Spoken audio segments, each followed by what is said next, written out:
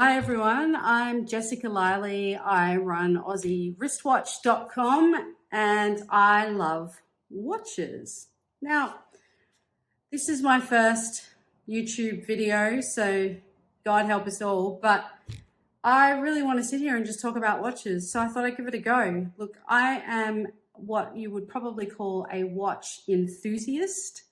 I am not a watch expert. I kind of like that I'm not, because it means I can just say stupid things and hopefully most people will forgive me for my ignorance. But in being an enthusiast, I have really gone on a journey very slowly to learn a little bit more about watches. Today, I want to show you my favorite watch. I have a lot of favorites. Actually, every watch I own in my collection, I love and is a favorite. Like, that's the whole point, right, of having a collection. You buy something, or at least I do, you buy something that really not only speaks to you, it sings to you. You put that thing on and you're like, I have to have that watch. So today I've got my Panerai Pan 422, all 47 millimeters of glory with the curved dome. Check that baby out. I have it on my calfskin OEM strap today. I also have a used canvas strap, which is amazing, that I got made for the watch.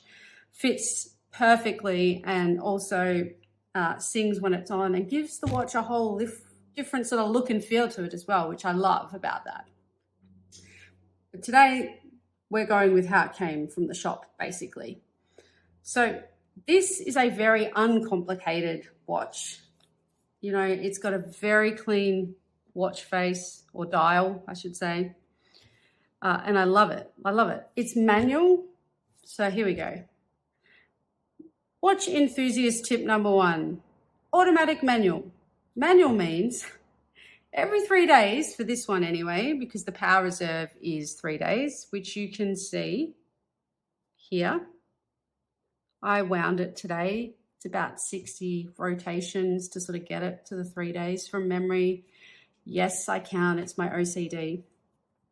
But manual means for this watch, with the power reserve 3 days, every 3 days, regardless of whether you wear it or put it in a watch winder, it will go flat. And you have to wind this baby up.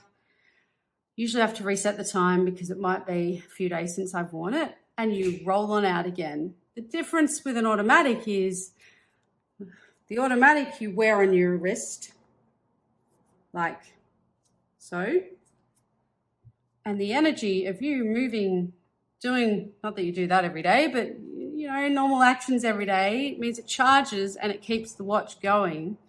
Hence why, if you're not wearing an automatic, you may put it in a watch winder. I know I do, because I own enough automatics that I usually don't wear them every day, or wear them within enough of a time frame, 3 days, to then have it sort of charge itself again and skip on through. I don't want to have to wind every single watch and reset the date on my day and date watches every few days.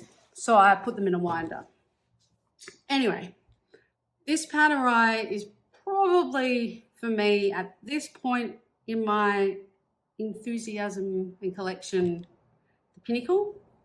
The reason for that is the first moment a friend of mine mentioned Panerai and showed them to me, I think in a picture on his phone like 10 years ago, I was in love.